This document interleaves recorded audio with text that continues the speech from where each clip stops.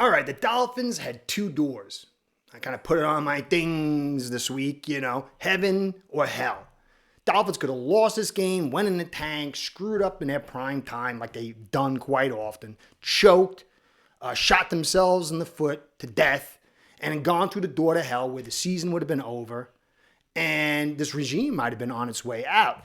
Door number two was pull out the victory against a pretty good team on the road in prime time and keep the body, this regime, this season, on life support to fight for another week so it can get out of the hospital and not end up in door number two, the morgue. Dolphins won 23-15. And I'm seeing all kinds of stuff, and it's crazy. Dudley Do-Wrong, I've met him. He's a nice guy. Nobody's perfect. Nice guy. And he said, my keys for the game, Tua didn't have the greatest game, and people freaked out. And in my mind, I'm like, if he's accurate in what he said, but if a nicest guy on the planet is telling somebody the truth and they can't accept it without going bonkers, then what chance do I have, the Neanderthal, to be a fair evaluator? So it really kind of was an eye-opener for me, and I've realized that trying to be a fair evaluator, it's not easy in this climate. My poor Dolphins fans, we've suffered for so long. We're so wounded. We're so jaded. We're so desperate that it's either we're doomed and everything sucks, or we're awesome and we're going to the Super Bowl and everything's great. And it's just not a way to evaluate fairly. And I think this is why there's such a high and low among the fan base. So I'm going to cover the offense yesterday fairly with evaluations. If you look at my evaluations going into this game, I was very accurate. I talked about the offensive line was so good, and then they struggled. And I said, well, they're going to struggle because of power in the front. I said, but the secondary is not so good. And Tua's going to need to have a pretty good game. And he came through some big plays. I thought the game was going to be in the 30 range, like the high 20s and 30s. That I was wrong about, but I thought the Dolphins would win. Thought they would struggle to run. And I said the defense, it's going to have its opportunity to pass rush, and it's going to need to this week. And they did, because the Rams' best offensive lineman was out. It'd be like taking Tehran out. That guy, I can't remember his name right now. I'm getting senile, I think. But he goes one-on-one so everybody can free up. And you could see both quarterbacks were affected and by these offensive lines that both didn't play well.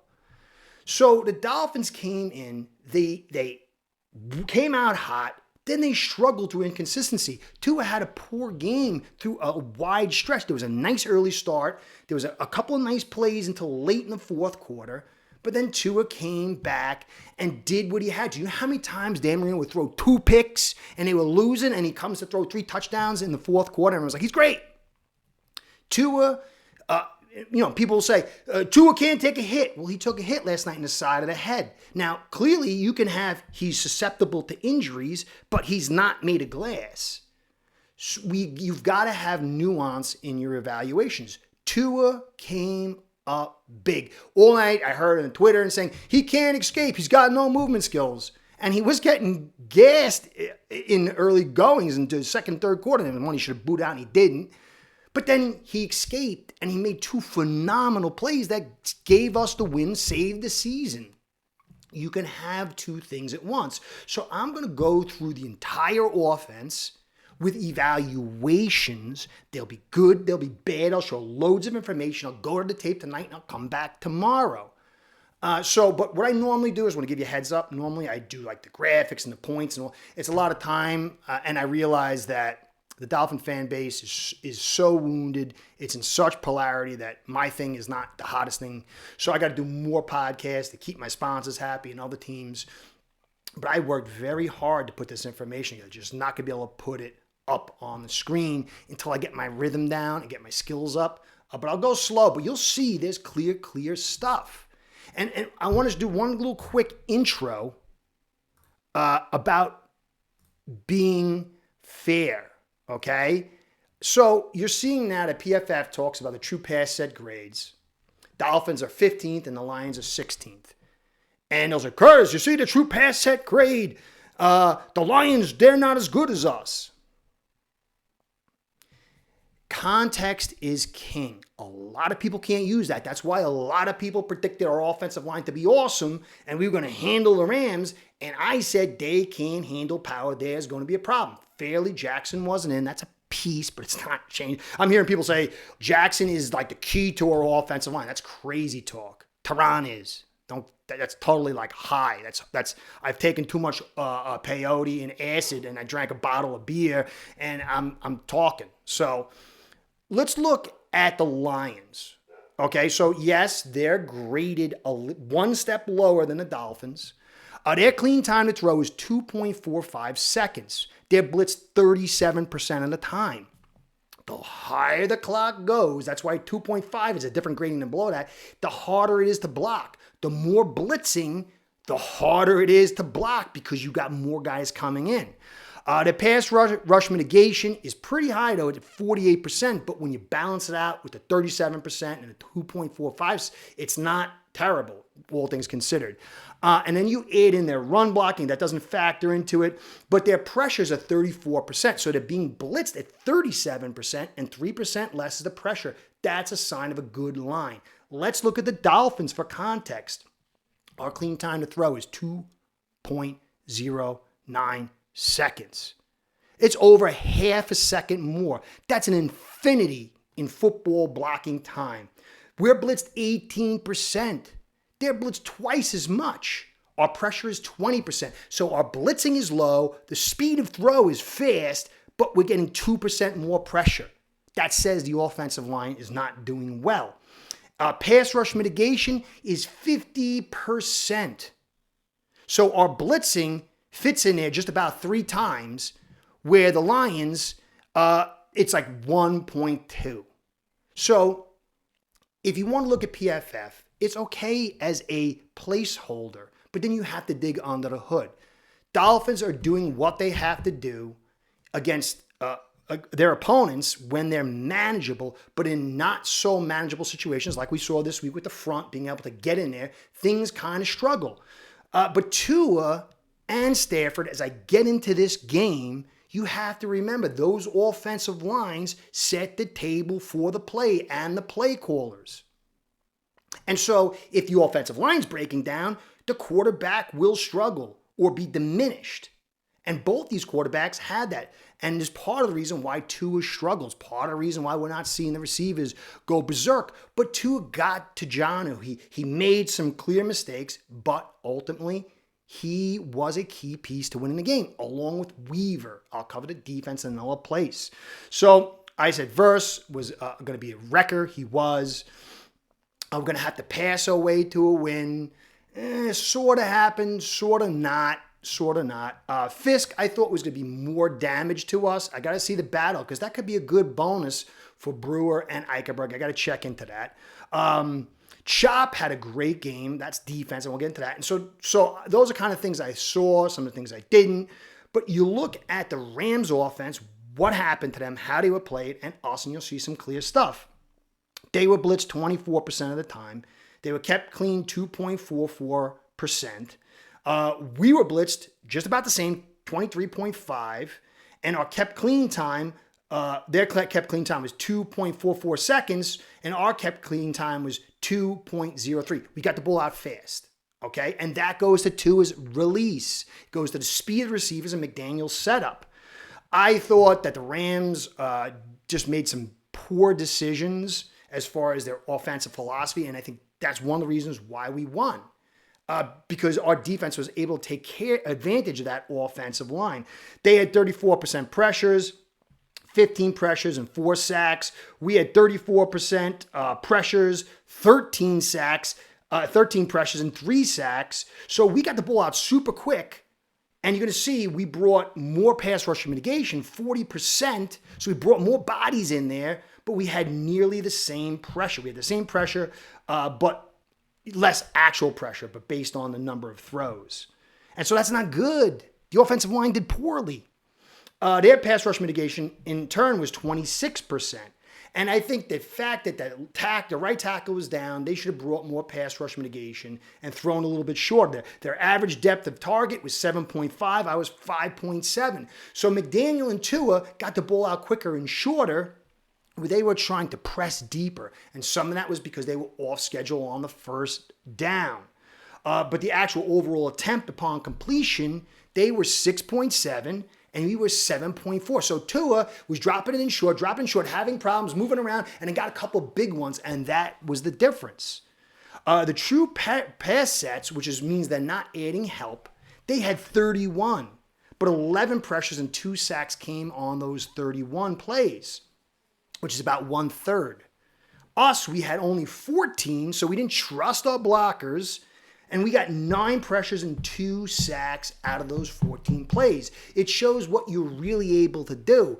9 into 14 is like 1.2 times. So they had 1/3, and then so clearly they are more capable blockers, but their offensive game plan relied on them too much. And Chop and Campbell and Sealer and Weaver made them pay. So they did a little bit better in the blocking, but they were dumb. They didn't mitigate it enough. Where conversely, we did all our best to mitigate it, but it was getting in and it affected Tua.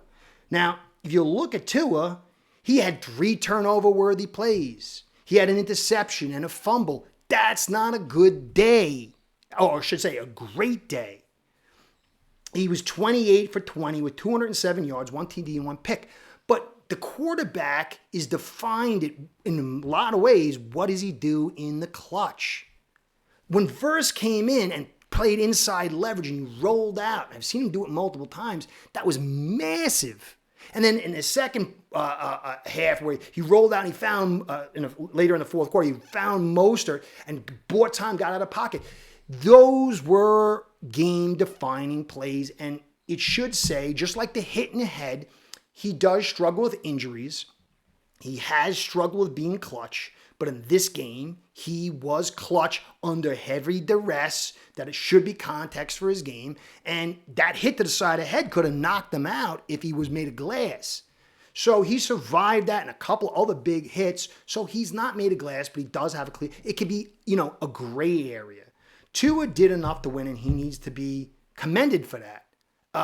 But the failings in the middle, some of it was his, but some of it was systematic. You go back and the one where he got the sack, where he was running around and he should have booted out. Everybody was covered. What was he supposed to do? He had instant pressure. And the run game didn't get off. I'm going to show you some graphics on that. Let's start with the run game quick so we can take a look at this thing here. All right, so here is my graphic. It's the only one I'm going to do and put up. It was a little quick to do. So you can see the red boxes going vertical is where we struggled to run. And then the blue boxes are yards per attempt and yards after contact. So when you minus yards after contact off the yards per attempt, you can tell how many yards before contact, how many yards the offensive line generated. So you're talking 1.5 in EA on the left edge, total left edge. Left end, minus 2.5. Left tackle is the only one we got. We had 1 run there, and we got 3 yards before contact, was the only acceptable one. Left guard, 1 yard, 4 minus 5.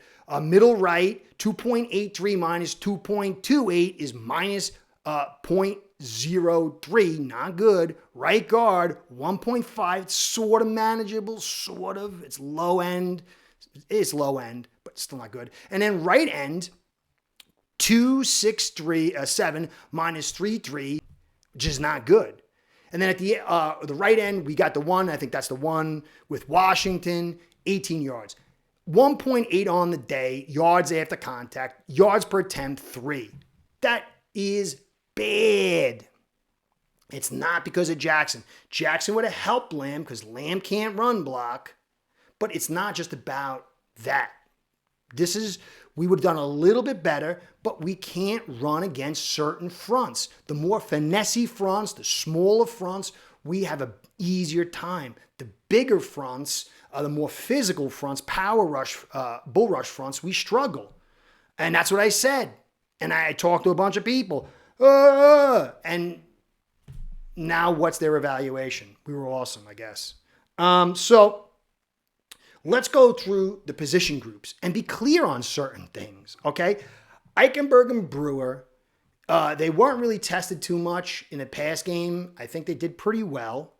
I don't see any real negatives that I can recall without going through the film. But they struggled in the run game. They were getting bull rushed and pushed back. And that's their MO. That's what I've been saying. They struggle with that. Lamb, he's okay in zone, struggles in gap. He's just older. He's not giving his body, but he did okay at certain times in pass blocking. It's been a while. Right side's not his preferred side.